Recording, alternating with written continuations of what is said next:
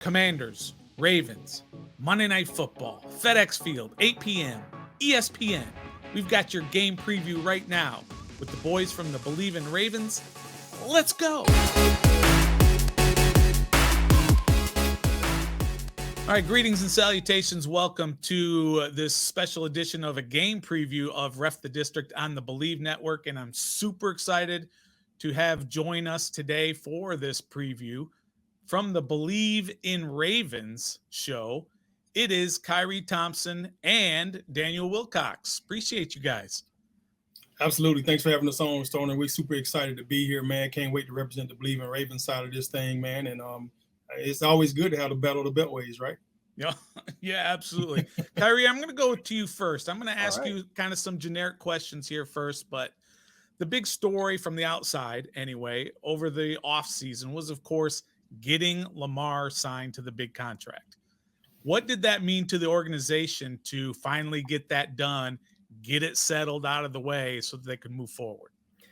To me, it says what I think a lot of us around football tend to believe is that the Baltimore Ravens are among the best organizations out there. And yes, there was some hardball being played and some gamesmanship. And there's this whole, Lamar, you need to stay healthy, his style of play, et cetera, et cetera. And they said, this guy's an MVP level quarterback and we're going to pay him like one. They got it done. They got it out of the way before it became a major distraction coming into the season. And that's crucial, because then that lets you go into this year and say to yourself, you know what, we are all in. We are going to put things around Lamar Jackson that help him be the best that he can be. They drafted Zay Flowers in the first round. They brought in Odell Beckham Jr. to help give them, I think, one of the better accoutrement of weapons that they've had in quite a long time. Wilcox would tell you ever that he's seen around the Ravens.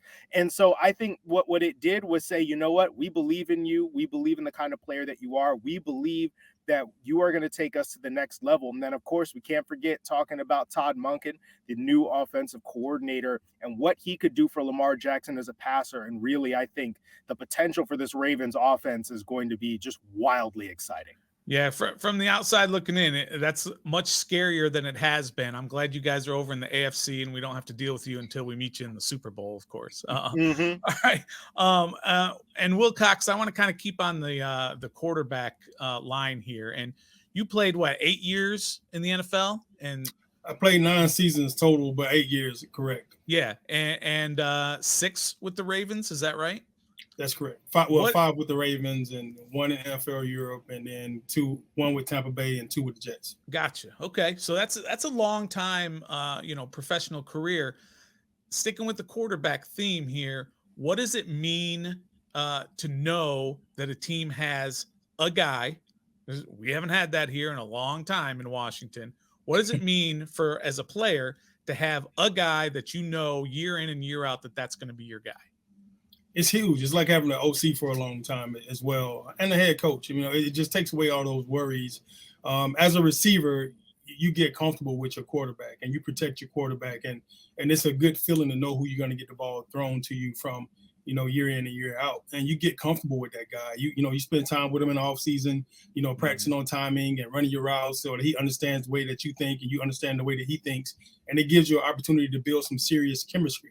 And I think signing Lamar to a long-term deal that he's going to be a Raven pretty much for life, that signifies that he's there, and that gives him a sense of comfortability for him and his family as well.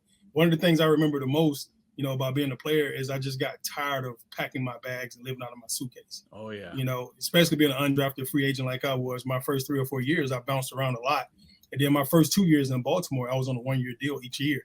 And then they decided to give me a 3-year deal at the end, and that kind of gave me that woo-saw moment where you get a chance to just kind of breathe deep, like, thank God, I get a chance to relax for 2 or 3 years at least. I don't have to worry about packing my bags up next year to leave. Nice. And I think bringing Lamar back and signing him the way that they did, it put a stamp on everything, told everybody to shut up. And all right, we got the guy that we wanted, and we're serious about him. And we told you from Jump Street we were serious about him, even though it didn't look like it for a while.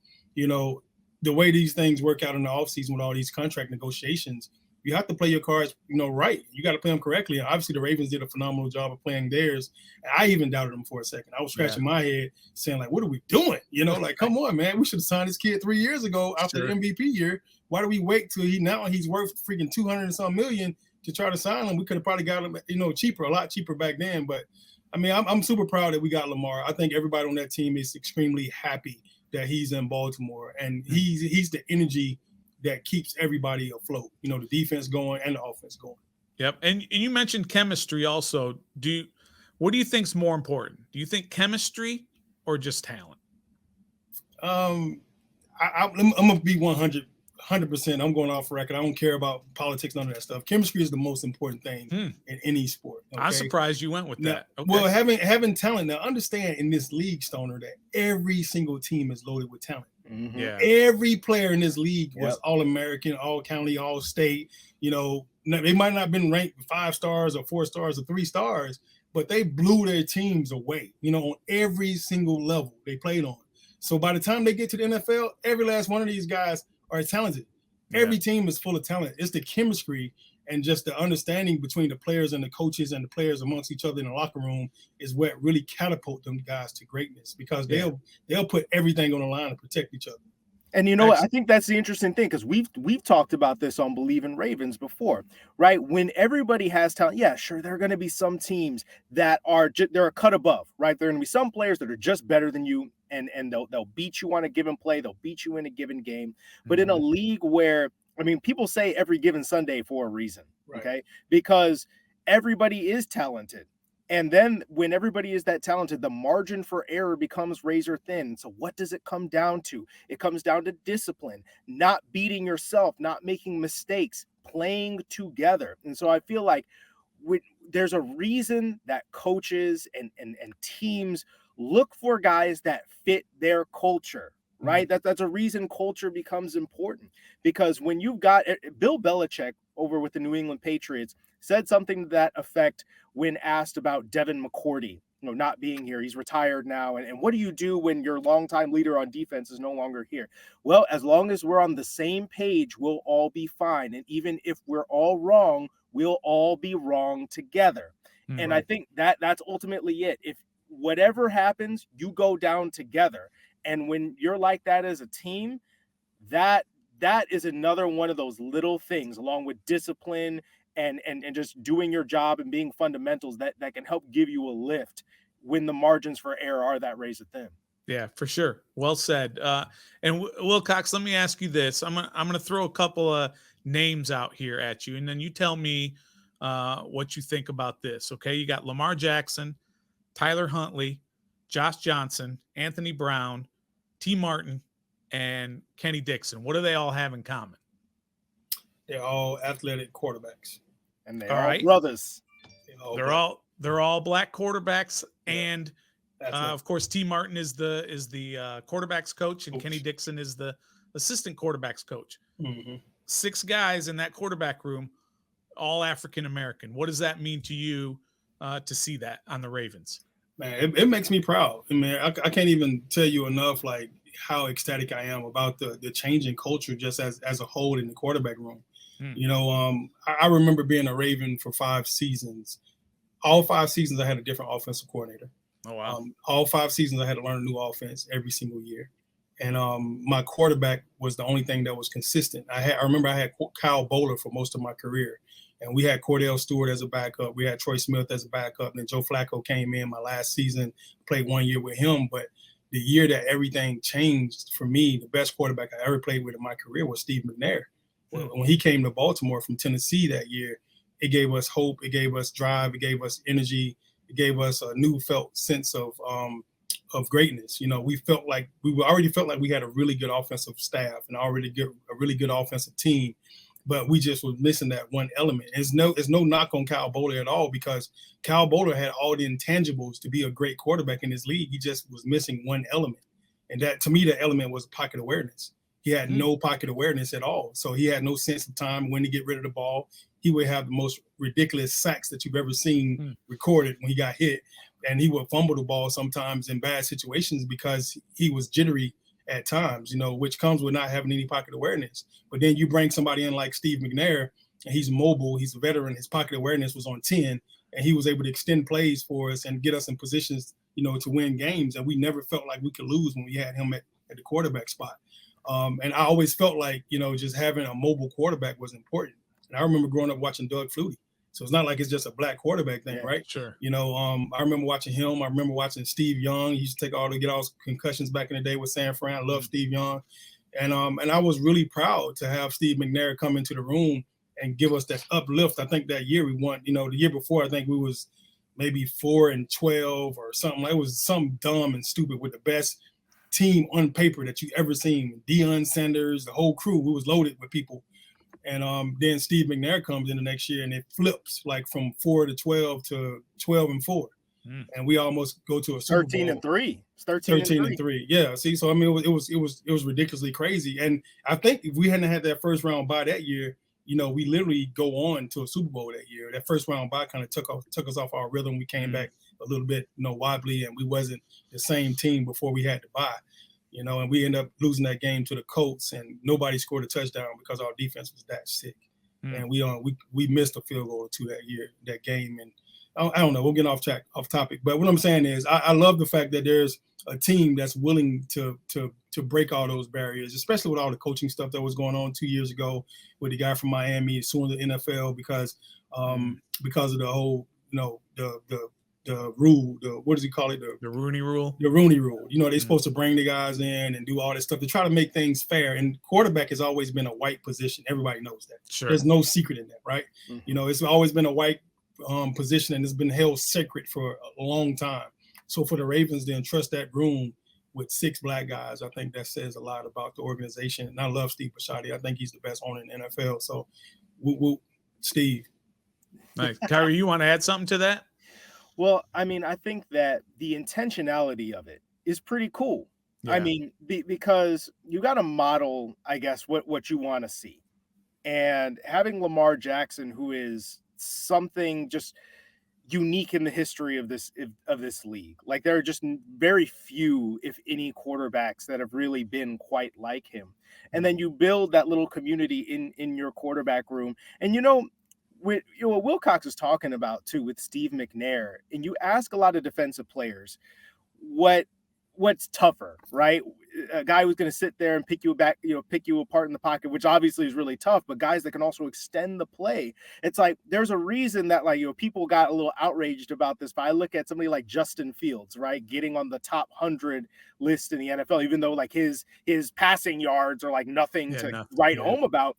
But what does he do? He terrifies people with his legs, just absolutely puts the fear of God in you playing quarterback that way. And that's a style of play that has simply not been accepted thoroughly and still isn't fully accepted now in the league, especially when it's done by black quarterbacks, because there's the stigma about, can he throw the ball?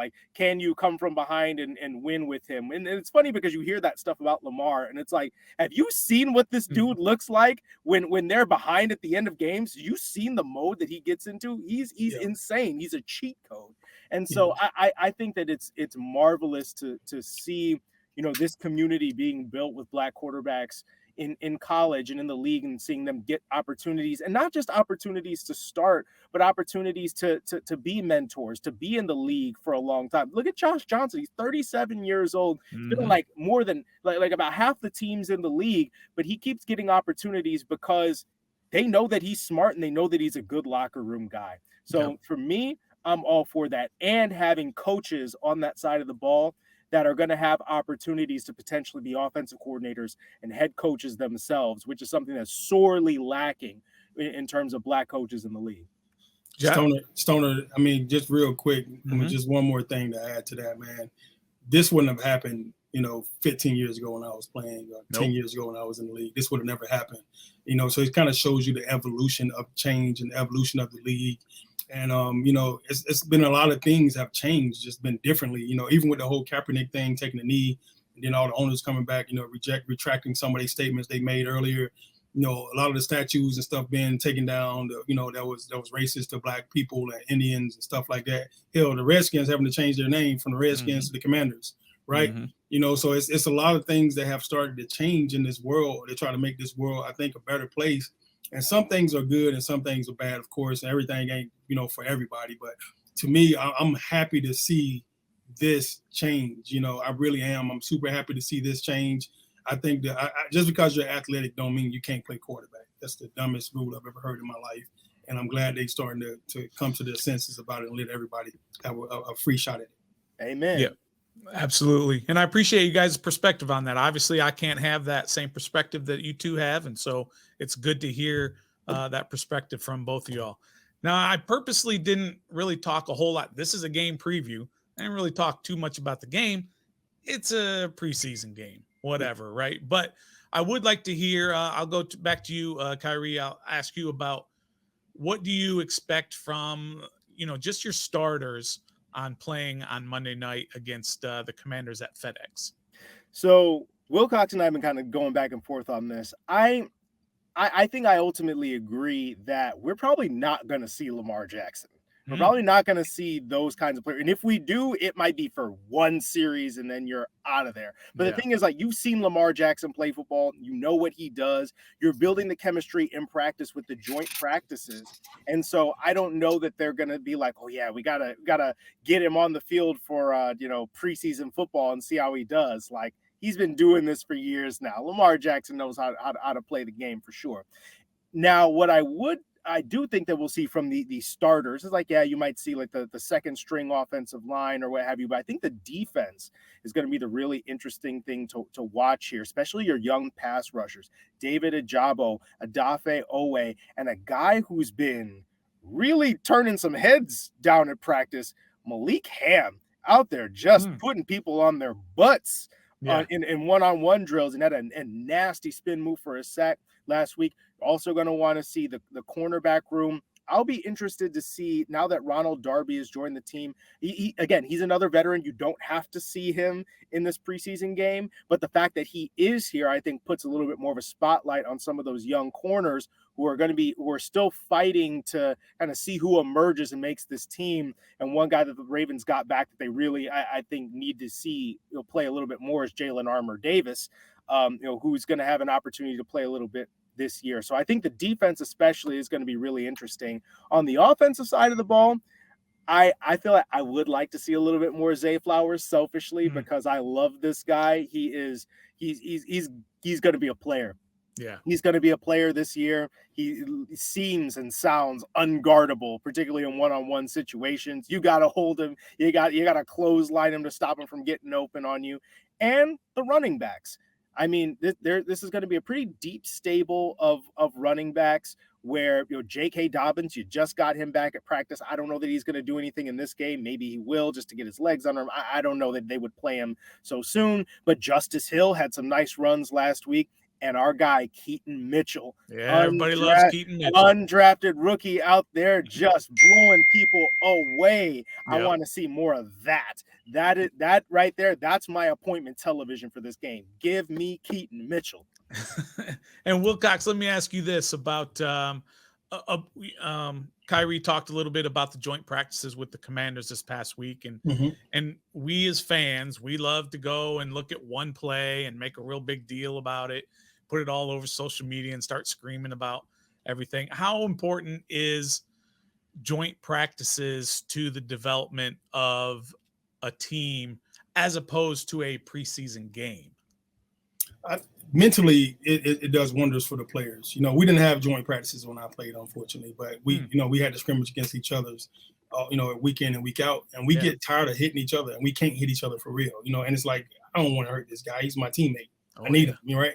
But when you get a chance to have the joint practices, it actually give you a real representation of what this guy is like versus somebody he hasn't seen. You don't have to watch film on your teammates, even though you watch it every day, 2-3 times a day at practice, right? I mean, at meetings.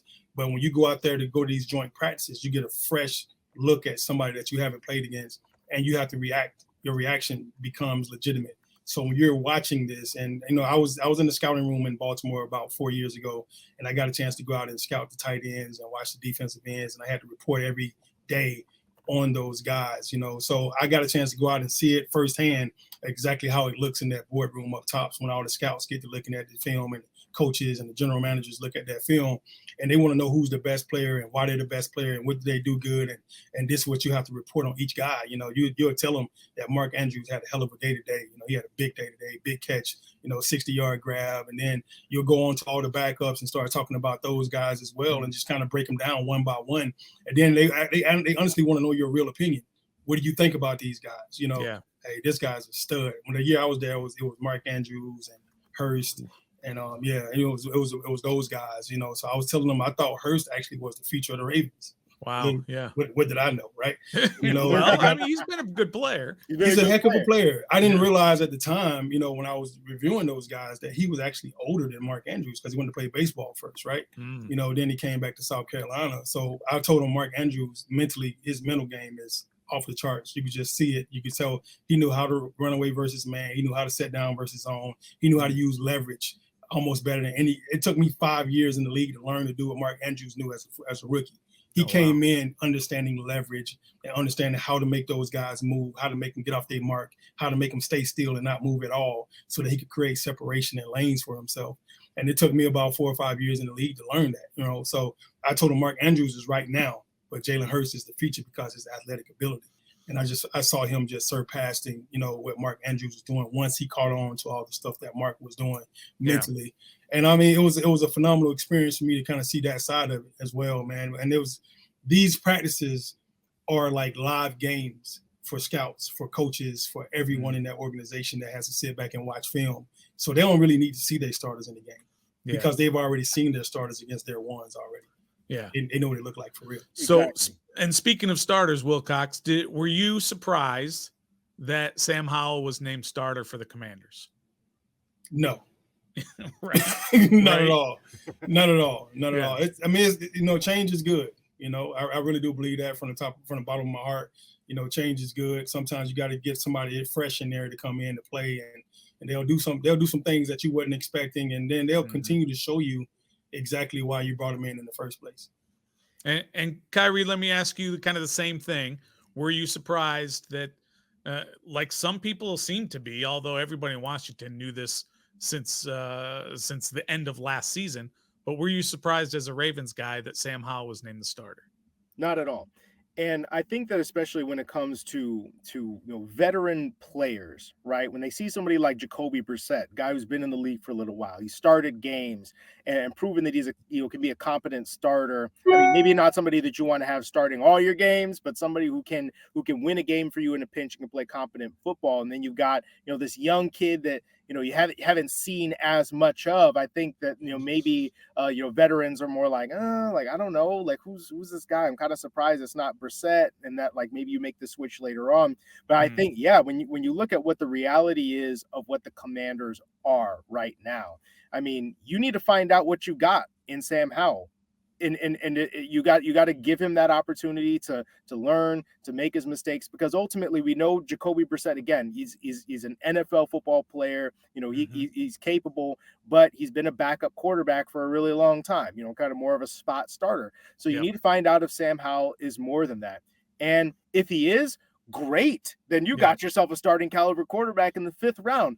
If he's not it, well, if he's not it, then that means your team's probably not very good, and that means you could set yourself up pretty nicely for next year's quarterback draft, which is going to have some studs up at the top. But ultimately, you got to find out one way or another. And I mean, again, everybody loves Jacoby Brissett. He's a good guy, good teammate, clearly can play in this league, but it doesn't serve you to start Jacoby Brissett when you've got a guy who you got to find out what he can do.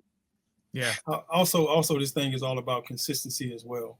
So if one guy is not consistent and the other guy does things more consistently than the other, then you'll ride the more consistent guy out. He might not have better measurables or anything like that, right? But he's more consistent. He doesn't make mistakes, and he picks up on those hot reads a lot better than the other kid. And one thing leads to another. Now somebody kind of edges somebody out until they start making mistakes. All right, Wilcox, last question here. Do the Commanders end the Ravens' magical 24-game preseason streak? No. No. Wow, I was expecting like, maybe. No, it's not happening. No, I don't think so. I think the Ravens players, they're always hungry, and it's it's in the walls at that place. When you go to the castle, when you walk in the Under Armour Center, it's kind of in the walls. You know, you walk in and you feel special, you feel different. And I played on 3 or 4 teams before I got to Baltimore, and when I got there, it was different. The light came on for me there.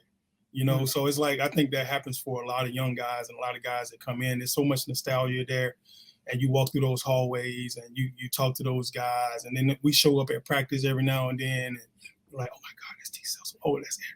Oh, that's you know, that's Ray Lewis. Oh, that's Jonathan. You know, so I mean, you there's so much nostalgia there that I think those guys. I think it just kind of pours into you.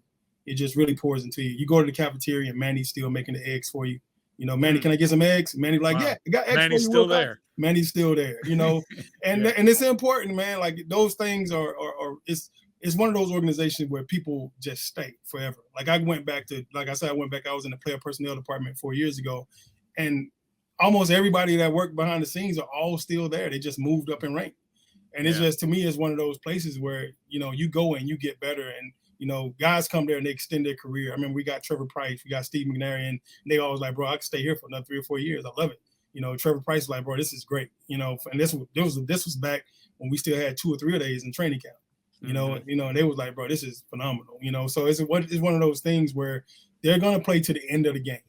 All right. So if you're not ready to come play all 60 minutes of that game, they're going to play to the end, no matter what. You better be prepared to play, and you better bring your hard hat, because they're going to bring out their blue-collar workers, and they're going to outwork you if you let them.